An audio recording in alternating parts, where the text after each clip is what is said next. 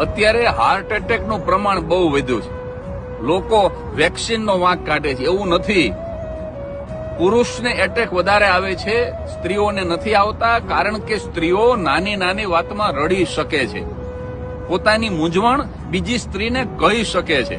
આપણે પુરુષો છે ને નથી કહી શકતા, નથી રડી શકતા, અને પછી અહમના પૂતળા ભાઈડા કોઈ દી રોતા હશે અને આમ મૂછ ઉપર આંકડા દેતા હોય.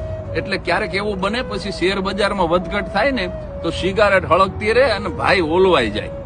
અને એટલા માટે માર્ક ટ્વેને કીધું છે કે તમારા જીવનમાં કમસે કમ એક એવો મિત્ર હોવો જોઈએ કે જેના ખભે માથું મૂકી અને તમે ધ્રુસકે ને ધ્રુસકે રડી શકો.